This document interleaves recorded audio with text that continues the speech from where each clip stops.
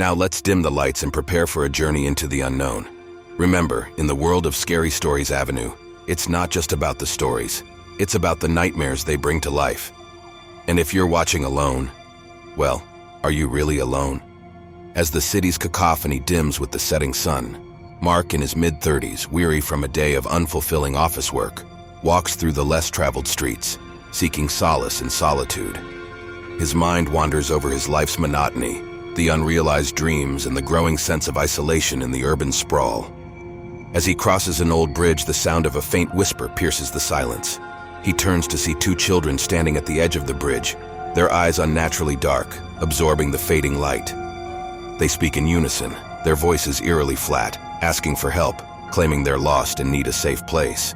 Despite an instinctual fear, a strange sense of responsibility overcomes Mark, compelling him to offer assistance. Back at his apartment, a modest, somewhat neglected space that reflects his solitary life, the children sit motionless on the sofa.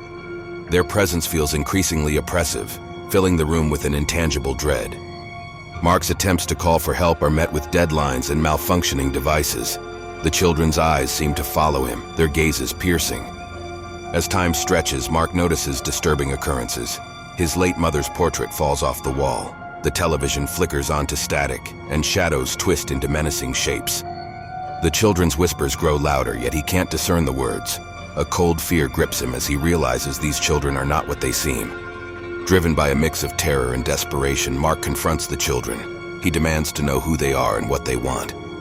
The room temperature drops, their eyes glow faintly in the dim light, and their voices become an echoing cacophony, revealing snippets of Mark's deepest fears and regrets, speaking of lost opportunities and loneliness. In a frantic attempt to escape the nightmare, Mark throws a heavy book at the apartment's window, shattering the glass. The sudden disruption seems to break the spell momentarily. He climbs through the broken window, escaping into the night. In the following days, Mark tries to return to his routine, but the experience has left him a changed man. His sleep is plagued with nightmares of the children. At work, he's distracted, his mind constantly returning to that night. His colleagues notice his jumpiness and distant demeanor. Each night, the dreams intensify, becoming more vivid and terrifying. The children's voices invade his thoughts even in waking hours, whispering sinister secrets and amplifying his insecurities. The climax of his nightmares is a terrifying crescendo. Mark finds himself in a surreal version of his apartment, the walls pulsating and closing in.